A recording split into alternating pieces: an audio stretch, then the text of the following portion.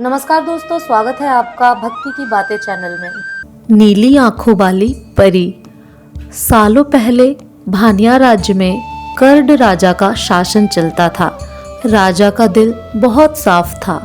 वह हर त्योहार के दिन लोगों को दान देते थे। इस साल भी एक त्योहार के अवसर पर राजमहल में दान लेने वालों की भीड़ लग गई। राजा ने सबको भर भर कर दान दिया। अंत में कमर को झुकाते हुए एक महिला राजा के पास दान लेने के लिए पहुंची, लेकिन तब तक राजा के पास दान देने के लिए कुछ भी नहीं बचा। राजा ने तुरंत अपने गले से हीरे का हार निकालकर उस महिला को दे दिया। वह महिला राजा के सिर पर हाथ फेरते हुए आशीर्वाद देकर चली गई। अगले दिन राजा अपने बगीचे में बैठकर सोच रहे थे कि मेरे जीवन में एक पुत्र की कमी है। भगवान ने मुझे सब कुछ दिया, लेकिन पुत्र सुख पता नहीं क्यों नहीं दिया। तभी राजा के गोद में आकर एक आम गिरा। राजा इधर उधर देखने लगे। उनके मन में हुआ कि आखिर यह आम मेरी गोद में आया कैसे। तभी कुछ देर बाद उन्हें बहुत सारी परियां दिखी। उन सभी परियों में से एक नीली आंखों वाली परी राजा के सामने आई और बोलने लगी कि इस आम को अपनी पत्नी को देना। यह आम तुम्हें पुत्र रत्न देगा।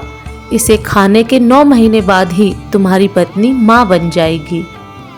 वैसे तुम्हारे भाग्य में पुत्र सुख तो नहीं है, लेकिन तुम दिल के साफ हो और बहुत दानी हो, इसलिए तुम्हें यह सुख मिला है। बस यह सुख तुम्हें सिर्फ 21 साल तक मिलेगा। जैसे ही तुम्हारे बेटे की शादी होगी, उसकी मौत हो जाएगी। राजा ने दुखी मन से नीली आंखों वाली परी से पूछा, क्या इसका कोई उपाय नहीं है? परी ने कहा, राजन, कल मैं कमर झुकाते हुए एक साधारण महिला के रूप में तुम्हारे दरबार में दान लेने के लिए आई थी। देखो, जो माला तुमने मुझे दी थी वो मेरे गले में है। तुम्हारे इसी कर्म और दूसरों की मदद करने की भावना के कारण मैं तुम्हें पुत्र का आशीर्वाद देने के लिए आई हूँ। लेकिन तुम्हारा बेटा 21 साल से ज्यादा नहीं जी पाएगा। फिर भी तुम उसकी मौत होते ही उसे एक संदूक में डाल देना।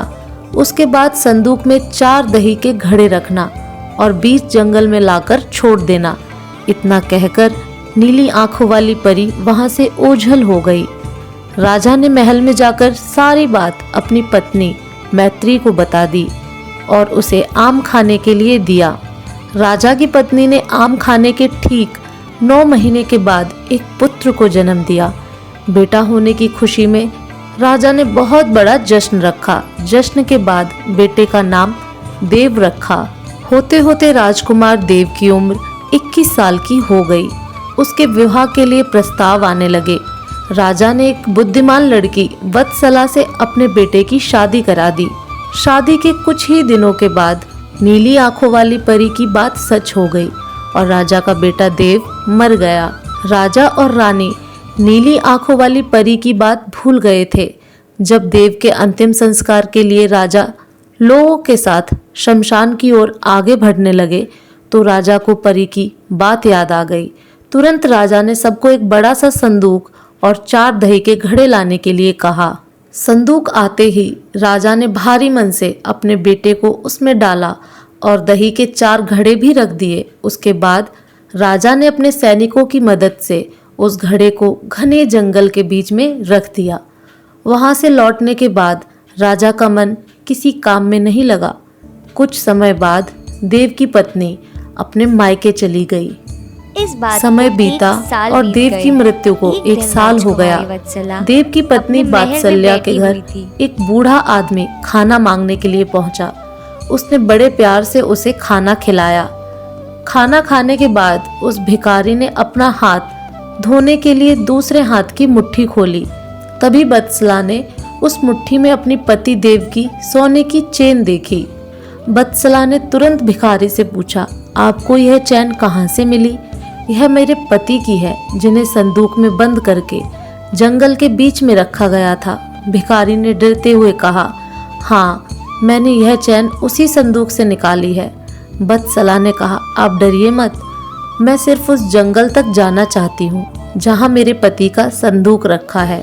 भिखारी ने कहा, वह भयानक जंगल है, मैं आपको वहां तक नहीं लेकर जा पाऊंगा। हाँ, आप चाहो तो मैं आपको उस संदूक से थोड़ी दूर ले जाकर छोड़ सकता हूँ। बत्सला तेजी से भिखारी के साथ जंगल तक पहुंची। घने जंगल से पहले ही भिखारी वहां से चला गया। फिर बत्सला अकेले अपने पति के संदूक को ढूंढने के लिए निकल पड़ी। वहां जाकर उसने अजीब सी चीजें देखी। उस संदूक के पास बहुत सारी परियां थीं। बत्सला पेड़ के पीछे छुपकर उन्हें देखने लगी। बत्सला ने देखा कि सारी परियों के बीच से एक नीली आंखों वाली परी आई और उसने संदूक में एक लकड़ी देव के मृत शरीर के सिर के पास और एक पैर के पास रखी। तभी देव संदूक से बाहर निकल आया। परियों ने देव को मिठाई खिलाई और दोबारा संदूक के अंदर डालकर लकड़ियों की स्थिति बदल दी। रोज रात को नीली आंखों वाली परी इसी तरह से देव को संदूक से बाहर निकालती और फिर उसी में भेज देती थी। बत्सला डरते हुए उसी जंगल में फल खाकर 3 से 4 दिन तक यह सब देखती रही। एक दिन बत्सला ने भी संदूक खोलकर नीली आंखों वाली परी की तरह ही लकड़ी की स्थिति को बदला। तभी देव संदूक से बाहर निकल आया। देव ने जैसे ही अपनी पत्नी को देखा वह हैरान हो गया। देव कुछ बोल ही रहा था कि अचानक बत्सला बोल पड़ी, मैं आपको इस जंगल में इस स्थिति में रहने नहीं दूंगी, आपको मेरे साथ चलना होगा। देव ने बत्सला को समझाते हुए कहा, मैं नीली आंखों वाली परी की वजह से ही इस दुनिया में आया हूँ। मैं उनकी आज्ञा के बिना कहीं नहीं जा सकता। तुम मेरे संदूक में रखा हुआ एक घड़ा अपने साथ लेकर मेरे राज्य चली जाओ। वहाँ छुपकर रहना।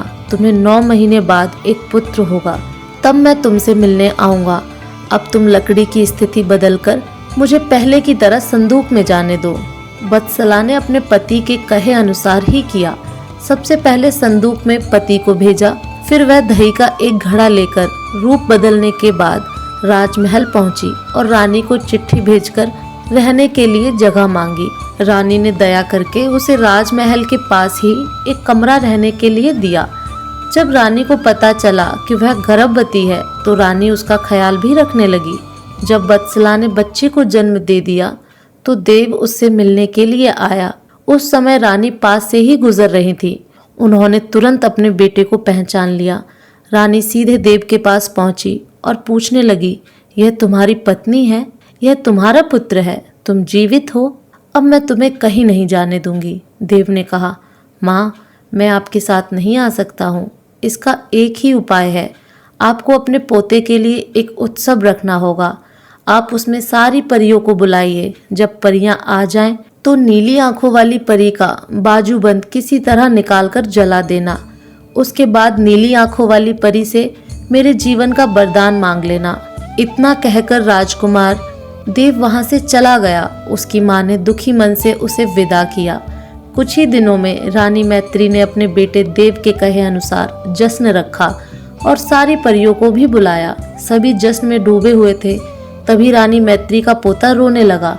रोते बच्चे को देखकर नीली आंखों वाली परी ने उसे अपनी गोद में उठा लिया। तभी रानी मैत्री ने परी से कहा, देखिए ना, इसे आपका बाजूबंद पसंद आ गया है। तभी तो आपके पास आते ही इसने रोना बंद कर दिया। क्या आप कुछ देर के लिए अपना बाजूबंद इसे खेलने के लिए दे देंगी? परी ने तुरंत अपना बाजूबंद उस बच्चे को दे दिया। रानी मैत्री को इसी मौके का इंतजार था।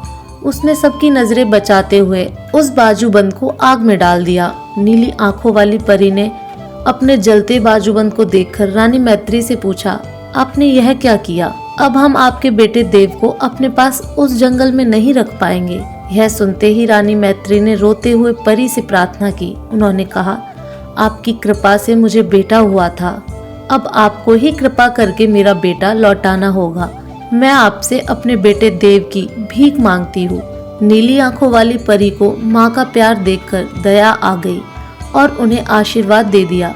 परी के आशीर्वाद से राजकुमार देव संदूक से निकलकर घर लौट आया। राजकुमार अपने परिवार के साथ खुशी खुशी रहने लगा। तो दोस्तों, इस कहानी से हमें क्या सीख मिलती है? विनम्रता से सबका दिल जीता जा सकता है और सब्र व सही रणनीति से इंसान मुश्किल काम को भी पूरा कर लेता है।